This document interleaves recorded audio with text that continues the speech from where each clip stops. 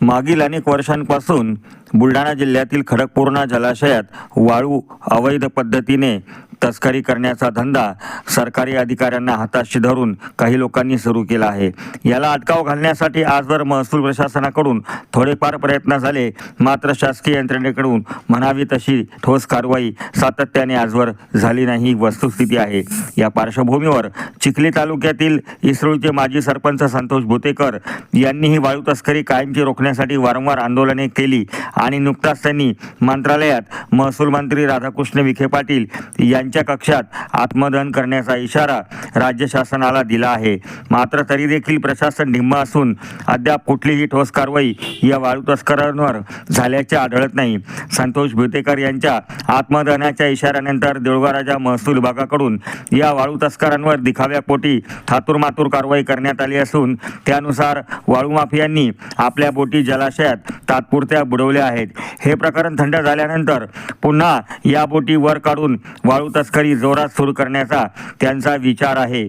मात्र या वाळू तस्करीला कायमचा पायबंद घालण्याचा निर्धार केलेले संतोष भुतेकर हे सध्या भूमिगत असून आपण आत्मदहन करणारच या आपल्या निर्णयावर ते ठाम आहेत। वाळू माफियांकडून त्यांना धमक्या येत आहेत। या पार्श्वभूमीवर संतोष भुतेकर यांनी MH28 न्यूज लाईव्हशी बोलताना काय सांगितले ते बघा या व्हिडिओमध्ये। आपण गेल्या 15 दिवसापूर्वी जिल्हाधिकारी महोदयांना एक निवेदन दिलेलं आहे। खडकपूर्णा जलाशयातून चिंचखेड असेल, सुलतानपूर असेल, मंटपगाव असेल, गारखेड असेल या गावाच्या शिवारातून त्या हद्दीतून बोटीद्वारे अवैध रेती उपसा त्या ठिकाणी सातत्यानं गेल्या अनेक दिवसापासून सुरू आहे आणि त्या संदर्भामध्ये आपण अनेक वेळा आंदोलनं केले, प्रशासनाला निवेदनं, तक्रारी वगैरे जे काय करता येईल ती केलं। प्रशासनाची झोप उडवण्यासाठी सगळे हातखंडे, सगळे पर्याय त्या ठिकाणी वापरले, परंतु ही रेती कुठंतरी थांबत नव्हती।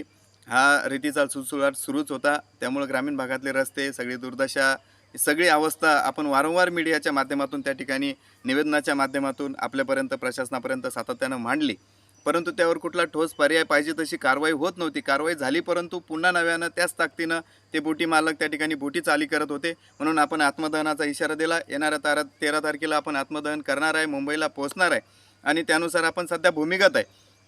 भूमिगत असल्यामुळं पोलीस प्रशासन मला त्या ठिकाणी धुंडतंय, असं भयानक त्या ठिकाणी मी एक चोर दरोडेखोर असल्यासारखं मला त्या ठिकाणी माझा शोध घेत आहे। मला वाटतं माझा इतका शोध घेतल्यापेक्षा त्या बोटीवाल्यांचा शोध घेतला असता तरी बरं झालं असतं।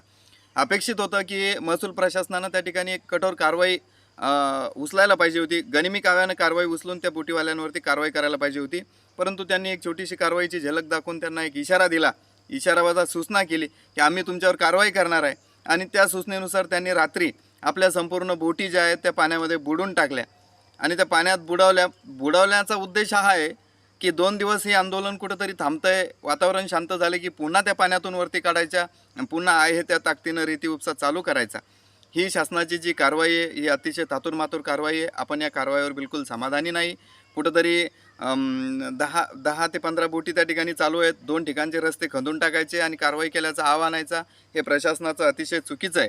त्यामुळे प्रशासनानं ठोस कारवाई करावी। प्रशासनाकडे पंचनामे आहेत, प्रशासनाकडे नावं आहेत, ज्यांच्या बोटी आहेत, बोटी कुणाच्या आहेत, कोण चालवतं, कोण चालक मालक आहेत, कोणाच्या शेतातून त्या चालतात, हा सगळा पंचनामा, सगळा पुरावा प्रशासनाकडे आहे। प्रशासनानं त्या बोटी मालकांवरती त्यांना ताब्यात घेतलं पाहिजे। त्यांनी बोटी कुठं बुडवल्या त्यांना विचारलं पाहिजे, त्यांना जाब विचारला पाहिजे, त्या बोटी पाण्यातून त्यांना बाहेर काढायला भाग पाडलं पाहिजे, त्या बोटी ताब्यात घेतल्या पाहिजे, सरकारी गोडाऊनला जमा केल्या पाहिजे किंवा ब्लास्ट केल्या पाहिजे।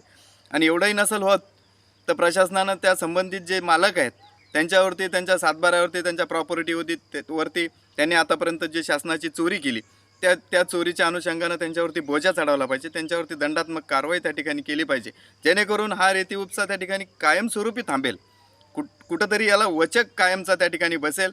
अशा पद्धतीची कारवाई म्हणजे मी मारल्यासारखं करतो, तू रडल्यासारखं कर, अशा पद्धतीनं प्रशासन वागतंय, परंतु ही कारवाई आम्हाला मान्य नाही। यावरती ठोस काय उपाय प्रशासन घेतं आहे त्याच्याकडे आम्ही त्या ठिकाणी वाट पाहू नये।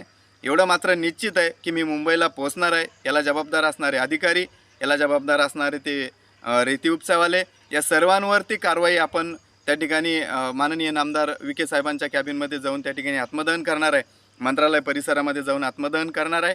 त्या अनुषंगानं आपण भूमिगतच राहणार आहे आणि असंच मुंबईला त्या ठिकाणी पोहोचणार आहे. कारवाई झाल्याशिवाय आपण थांबणार नाही. ठोस पाऊल जोपर्यंत प्रशासन उचलत नाही, यावर कायमस्वरूपी बंदोबस्त जोपर्यंत प्रशासन करत नाही, तोपर्यंत आपण थांबणार नाही. मी आज भूमिगत आहे. मला अनेक स्तरातून त्या ठिकाणी प्रत्यक्ष अप्रत्यक्ष रेती माफियांच्या धमक्या येत आहेत, परंतु मी मीडियाच्या माध्यमातून सांगतोय की मी कुणाच्याही धमकीला भीक घालत नाही. मी जीवावर उदार झालेला कार्यकर्ता आहे. मला त्या धमक्या बिमक्याशी किंवा कुठल्या प्रलोभनाशी काही घेणं देणं नाही.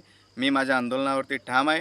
जोपर्यंत कारवाई होत नाही तोपर्यंत आपण 100% ठाम आहे आणि निश्चितच त्या ठिकाणी मुंबईला पोहोचणार आहे. प्रशासनानं अजूनही ठोस अशी कारवाई त्या ठिकाणी केली पाहिजे, पावलं उचलले पाहिजे, एवढीच या मीडियाच्या माध्यमातून माझी प्रशासनाला विनंती आहे.